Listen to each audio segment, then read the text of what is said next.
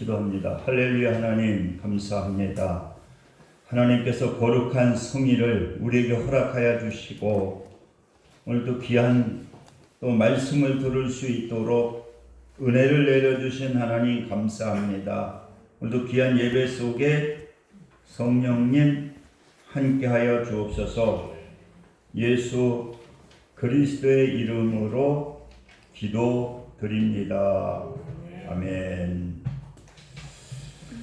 오늘은 설교 제목이 참 그리스도인, 진짜 그리스도인. 그래서 갈라디아서 5장 16절서부터 24절의 말씀을 가지고 하나님의 말씀을 증거해 드리겠습니다.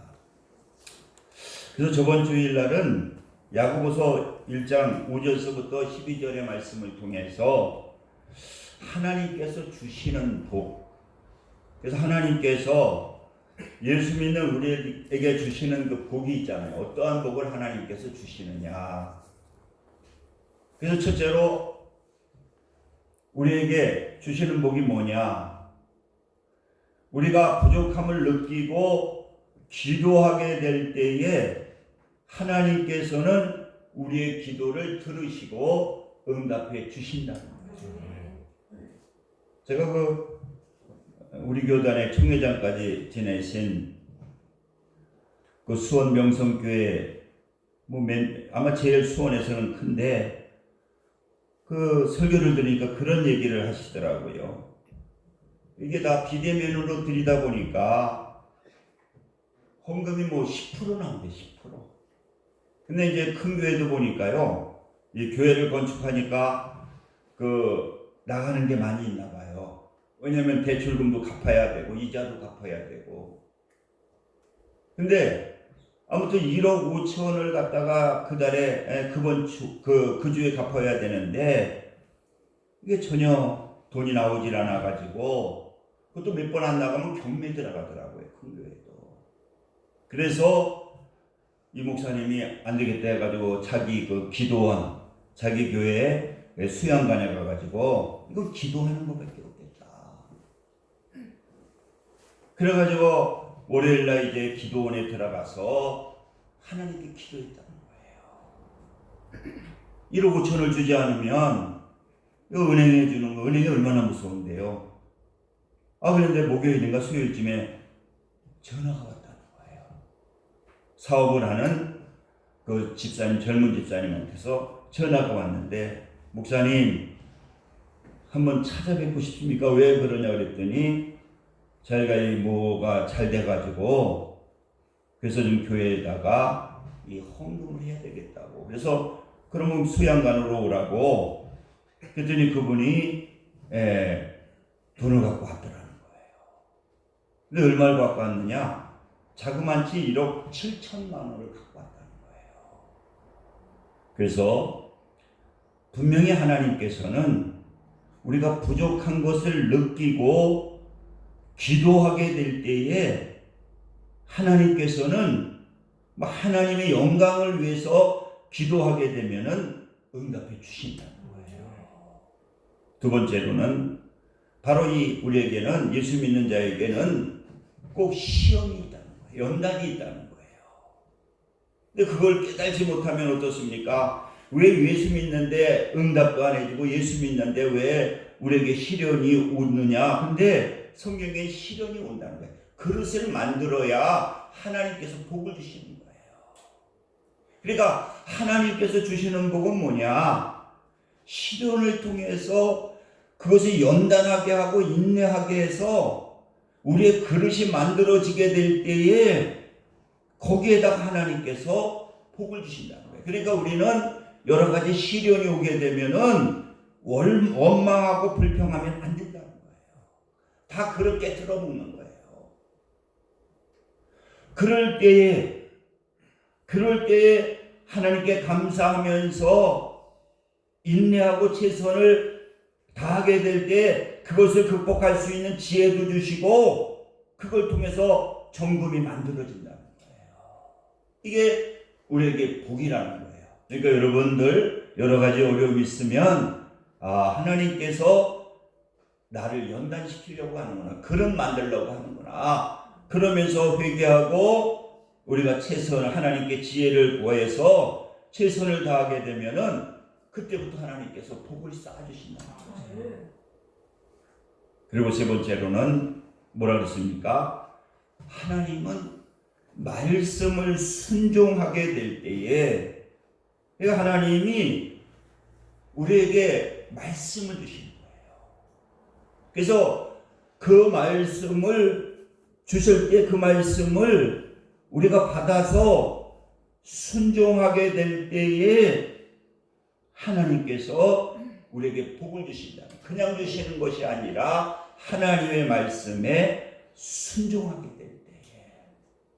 그래서 우리가 오늘 이제 본문으로 들어갈 때에 우리가 진짜 그리스도인가 그렇지 못한 그리스도인이 있다는 거예요. 그러니까 여러분들이 중요한 것은 뭐냐? 우리가 참 그리스도인인가? 저는 그 차인표라고 하는 그 부인이 신해를 하잖아요. 이분은 자기는 예수를 아무튼 열심히 오랫동안 믿었다. 수십 년을 믿었다고 그래요. 그래서 주일날 되면 예배도 나오고 그런데도 자기는 이 신앙생활을 하는 가운데에서 주님을 못 만났다는 거예요. 그러니까 그냥 형식적인 그리스도인이 주일내니까 교회 나가고 또 헌금생활하고 그래서 그런 가운데에서도 자기는 진짜 그리스도인이 아니었다는 거예요.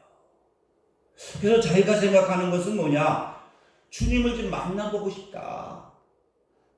주님을 만나보고 싶다. 그래서 하나님께 기도했대. 주님을 좀 만나보고 싶습니다. 왜?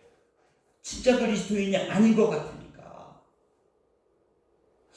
그래서 이 컨베이션이라고 하는 그 어린아이들을 도와주는 6.25 때 만들어졌는데 6.25 때 아마 그 선교사가 만들어서 한국 고아들을 많이 도와줬는데 이제 지금은 한국의 이제 목사님이 아마 회장으로 돼서 지금 아프리카나 뭐 필리핀이나 이런 데 많은 데를 도와준대요.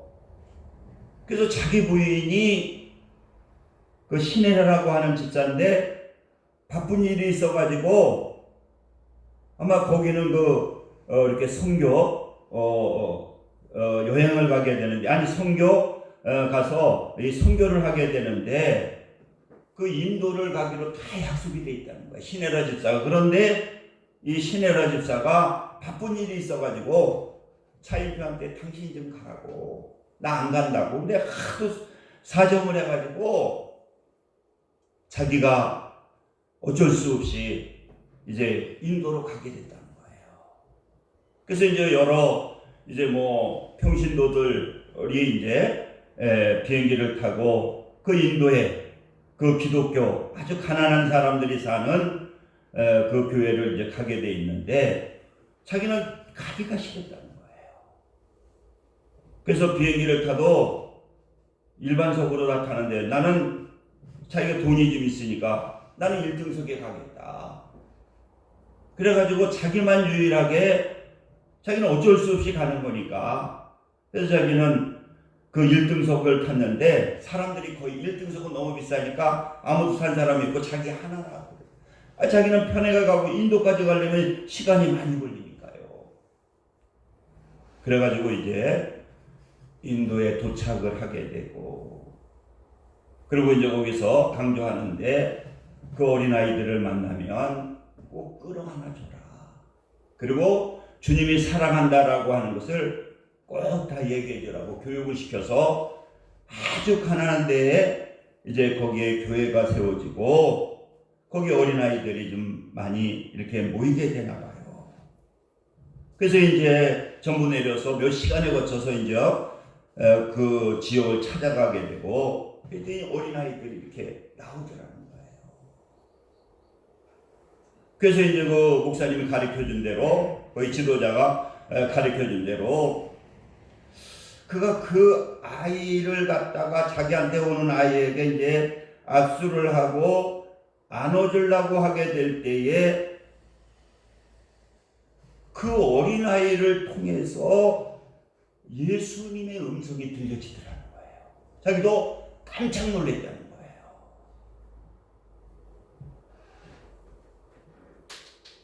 그러면서 그 어린아이를 통해서 음성이 들려지는데 무슨 음성이 들려지느냐? 인표야 잘한다.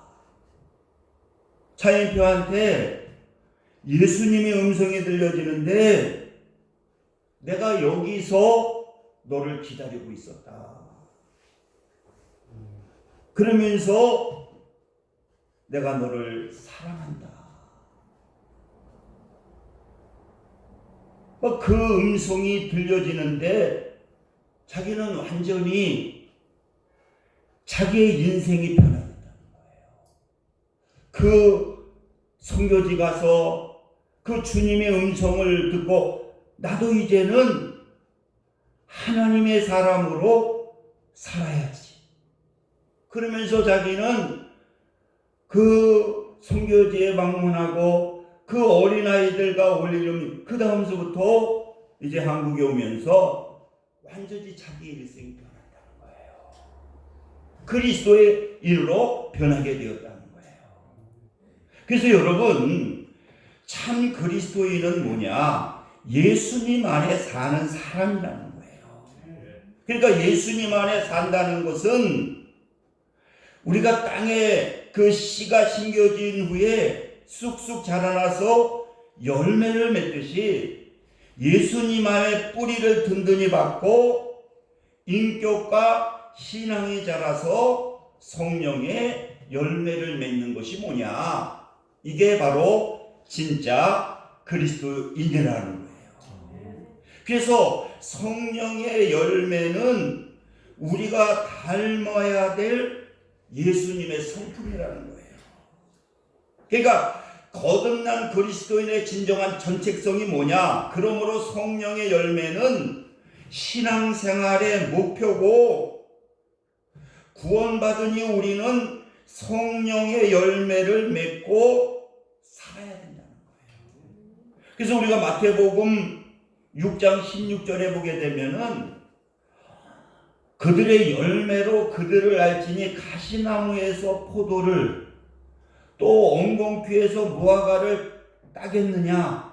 이와 같이 좋은 나무마다 아름다운 열매를 맺고 못된 나무가 나쁜 열매를 맺느니라, 이렇게 말씀하고 있는 거예요. 그래서 여러분, 우리가 진정 참 그리스도인, 우리는 원석인데, 우리는 귀한 보석인데 아직 보석의 가치가 나타나지 않은 원석으로도 있을 수가 있다는 거예요.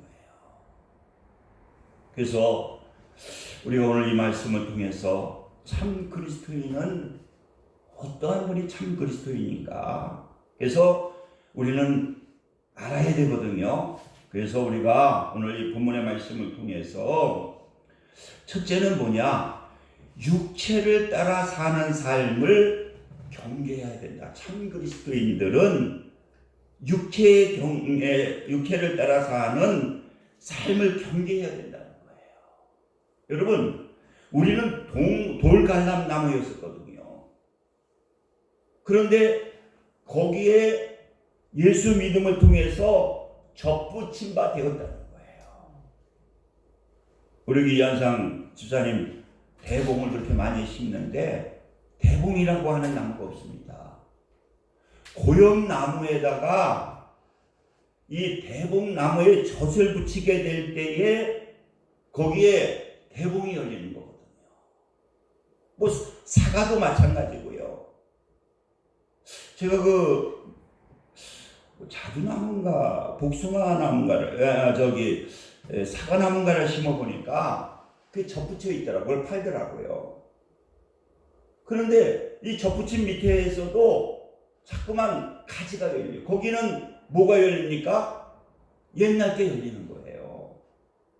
그걸 어떻게 해야 됩니까? 우리는 그걸 갖다 쓴 뿌리라는 거예요. 그러니까 좋은 열매를 맺기 위해서는 그 밑에서 올라오는 걸 갖다가 뭐 해야 되나? 쓴뿌리를 잘라줘야 된다는 거예요. 우리가 예수 그리스도를 믿어도 우리는 이 세상에 살 때에는 계속 격가지가 나온다는 거예요. 그래서 좋은 열매를 맺기 위해서는 그 격가지를 자꾸만 잘라내야 된다는 거예요. 그래야 대복이면 대병, 부사면 부사, 좋은 열매가 맺힌다는 거죠. 그래서 우리는 육체로 사는 삶, 쓴뿌리를 갖다가 우리는 잘라내야 되는데, 육체의 욕심을 따라 살게 되면은 이게 계속 우리 예수가 믿어도 나타난다는 거예요. 그 육체의 일이 뭐냐? 이 성적인 것은 음행한 것, 더러운 것, 회색, 또 종교적인 것은 우상숭배, 주술 이단, 또 우리가 인간관계로 나타나는 거 뭡니까? 원수 맺는 거, 분쟁하는 거, 시기하는 거, 분대는 거, 당짓는 거, 분열하는 거, 또 음주의 범죄는 술 취함과 방탕한 거. 이런 육체의 열매는 우리에게 자동적으로 그 열매가 맺혀진다는 거예요. 예수 믿는 사람에게도 성령의 접붙임을 받았지만은 그게 자꾸만 나타나. 그것을 갖다가 우리는 알고 그걸 어떻게 해야 되느냐? 잘라내야 된다는 거예요. 그래서 로마서 1장 28절에 보게 되면은, 그래서 29절 보니까 이 육체를 따라 사는 사람에게 나타나는 게 뭐냐? 곧 모든 불의, 추악, 탐욕, 악의가 가득한 자요, 시기, 살인, 분쟁, 사기, 악독이 가득한 자요, 수군수군하는 자요, 비방하는 자요, 하나님께서 미워하는 자요, 능욕하는 자요, 교만한 자요, 자랑하는 자요, 악을 도모하는 자요, 부모를 거역하는 자요, 우매한 자요, 배역한 자요, 무정한 자요, 무자비한 자라. 그들이 이 같은 일을 행하는 자는 사용해야 됩니다.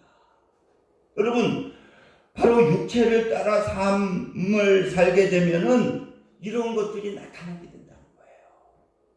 그래서 성령의 열매를 맺기 위해서는 어떻게 합니까? 이 쓴뿌리를 알고 이러한 것들을 갖다가 우리는 잘라버려야 된다는 거죠.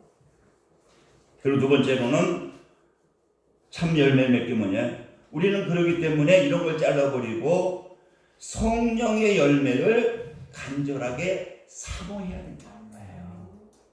이러한 것들은 우리가 예수의 이름으로 잘라버리고 성령의 열매를 사모해야 된다.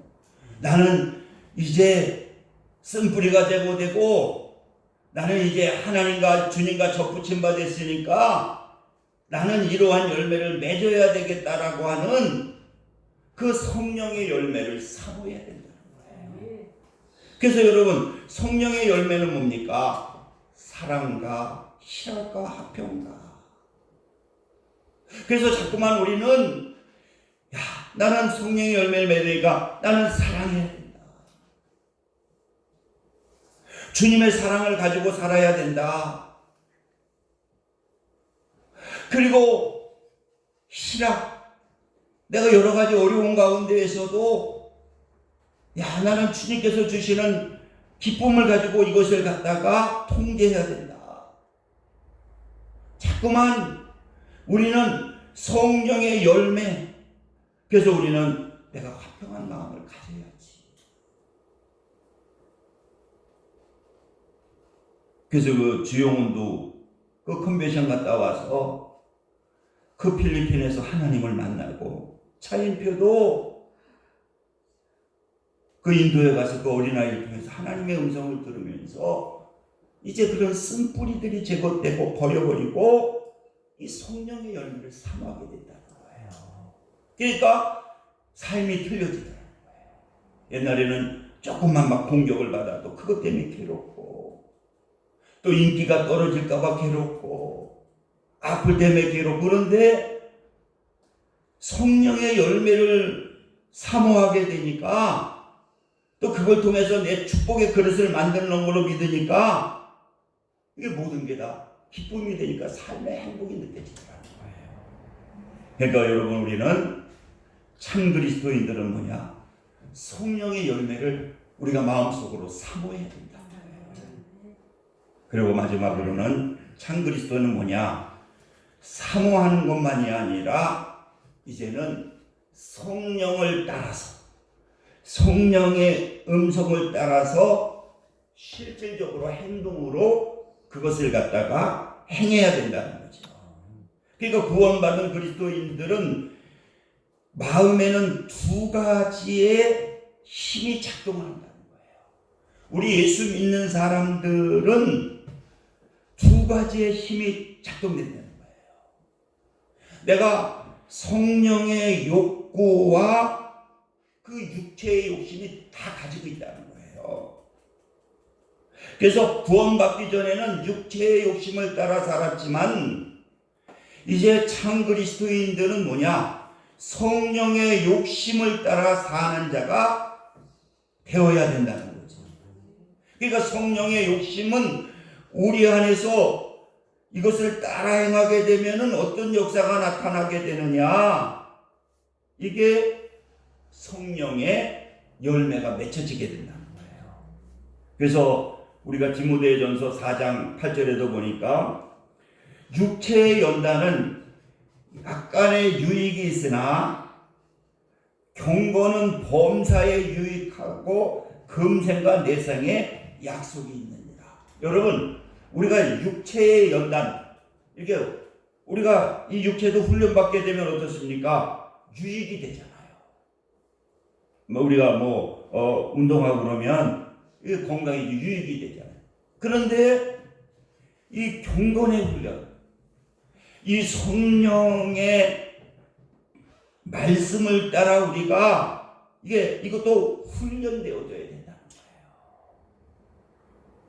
그러니까 그 신들교회 윤석정 목사님이 자기가 은혜를 받고 자기는 아주 불의를 못 본다는 거예요. 불의를 못 보기 때문에 그러면 꼭 그걸 따져야 되고 해야 되는데 이걸 깨달아가지고 자기가 근데 그게 안 고쳐지더라고요. 그래서 자기는 내과에서 조약도를 하나 주문해가지고 그 비판하려고 나오기만 하면요 입에다 그걸 집어넣는다는 거예요. 그 어느 장로님, 그 진흥 장로님은 자기도 이 성령의 열매를 맺히기 위해서 어디 무슨 행세에 가도 누구를 비판한다 그러면 자기는 일어나 버린다. 그랬더니 하나님이 이 축복을 해주시더라는 거예요. 여러분, 이 영적인 경건은 훈련을 하게 되면은요 범사에 유익하니 이 세상에서도 축복을 받고 또 천국에서도 약속이 있느니라고 말씀하고 있는 거예요. 제가 아는 그 목사님이 한 분 계신데 그분은 사람은 좋은데 너무 다혈질적이야. 이거 조금만 하면 그냥 부인한테도 막 성질을 내고 혈질을 내고 이 불의를 보면 참지 못해. 자기 마음에 안 들면 그러니까 분노 조절이 제대로 안 되는 거야. 근데 이분이 은혜를 받고 변화가 일어나는데 무슨 변화냐? 나이가 70이 넘었지만은 그런 생각을 했대. 기도하면서 가정에서 이렇게 막 부인하고도 싸우고 그러니까 그러면서 자기가 출근할 때마다 이제 이분이 나가시면서 그냥 나가자. 옛날에는 갔다 올게 그랬는데 이제는 좀 뽀뽀 좀 해달라고. 아이 망측스럽게 그냥 부인이 막 무슨 뽀뽀냐고. 그래도 여기다 해달라고. 그랬더니 그냥 마지못해서 이제 뽀뽀를 옆에 우리 갈 때마다 해주는데 그러면서 그렇게 냉랭하던 부부관계가 막 회복이 되고 그러더래 여보. 그러면서 내가 너무 행복해졌다는 거예요. 근데 또 남편도 그렇게 또 행복해졌다는 거예요. 그래서 저도 한번 실습을 하려고 우리 집사람한테 요새 무슨 일을 한다고 나갈 때 좀 뽀뽀 좀 해달라고 옆에다가 그랬더니 그러고 나니까요 마음이 서로 높더라고요.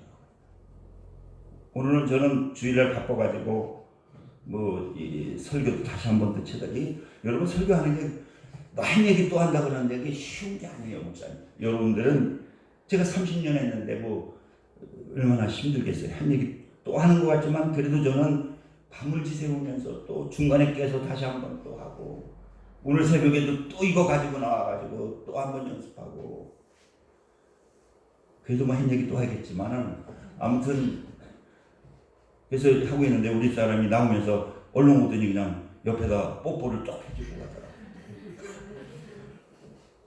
그랬더니 이상하게 이렇게 등에 졌던 게 행복해지더라고요. 마음의 행복이 있고 그렇게 마누라가 또 사랑스러워지더라고요. 그래서 성령의 열매는 우리는 우리의 그 초월해서 말씀이기 때문에 순종하면요. 영적인 건 순종하면 이게 범사에 유익하고 금생과 내생에 약속이 있다는 거예요. 할렐루야.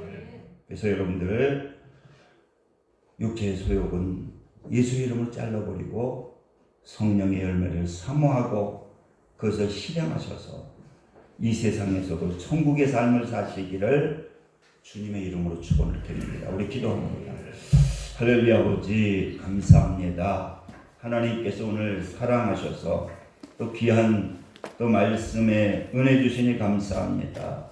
예수 그리스도의 이름으로 기도드립니다. 아멘. 자, 우리 찬송가 502장 드리시면서 준비하신 예물 하나님께 드리겠습니다.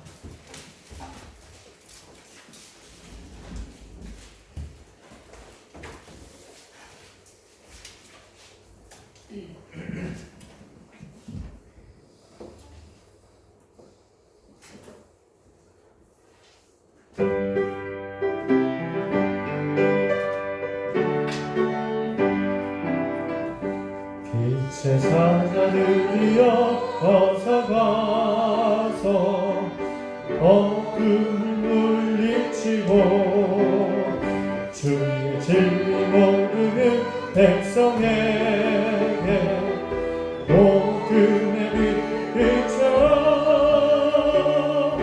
빛의 사자들이여 복음의 빛 비춰라. 죄로는 맘 밝게 비춰라. 빛의 사자들이여 선한 사역 위하여 힘을 내라. 주와 함께 하시네. 주의 크신 사랑을 전파하며 복음의 빛 비춰라. 빛의 사자들이여 복음의 빛 비춰라. 죄로는 맘 밝게 비춰라. 빛의 사자들이여 주님 부탁하신 말 순종하여 이 진리 전파하라. 산을 넘고 물 건너 힘을 다해 복음의 빛 비춰라. 빛의 사자들이여 복음의 빛 비춰라. 죄로는 맘 밝게 비춰라. 빛의 사자들이여 동서남북 어디나 라떼까지 주님만 의지하고 눈먼 그거 못 보는 백성에게 복음의 빛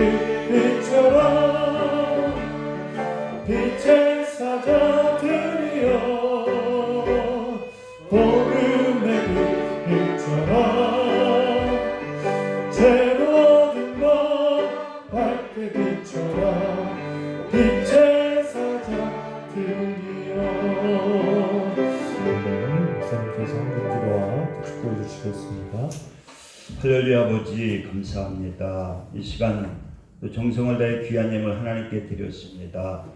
하나님께서 기뻐 받아주시고 넘치는 은혜로 충만케 하옵소서. 예수 그리스도의 이름으로 기도드립니다. 아멘. 할렐루야 반갑습니다. 우리 박현미 집사님도 몇 달 만에 보는 것 같아요. 너무 반갑고요. 그래서 군포시에 전화했더니 주일날은 여기는 한 30명 이상 예배 드려도 된다고 마스크 쓰고 거리 저기 하고 저것만 놓으면 이상 없는데 그럼 수요일날 금요일 예배는 어떠냐 그랬더니 드리지 마라. 아직은 뭐 드리는 거 우리가 감독은 안 하지만 코로나 발생하게 되면은 벌금을 물리겠다 뭐 이렇게. 그래서 조금만 있으면 아마 이제 아직은 주일날 낮 예배만 드리고 식사도 하지 말아라. 수요 예배나 금요 예배, 새벽 예배 드리지 말아라.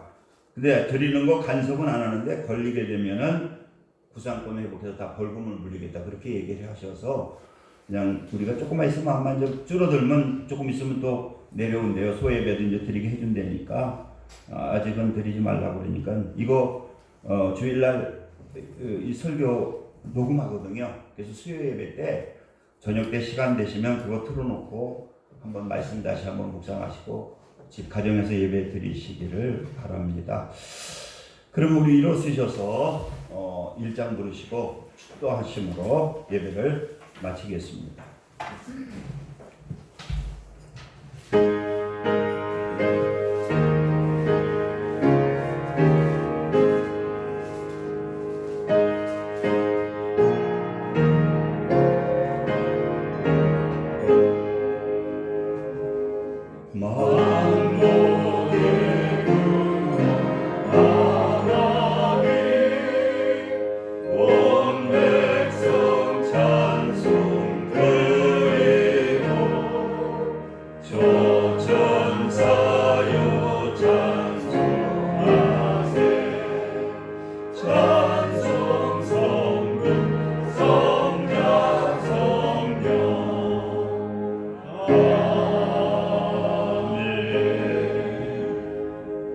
지금은 우리 주 예수 그리스도의 은혜와 하나님 아버지의 극진하신 사랑하심과 성령님의 내주교통 역사 충만 감동하심이 오늘 예배를 드리는 모든 성도들 위해 지금부터 영원까지 함께 하시기를 간절히 축원하나이다.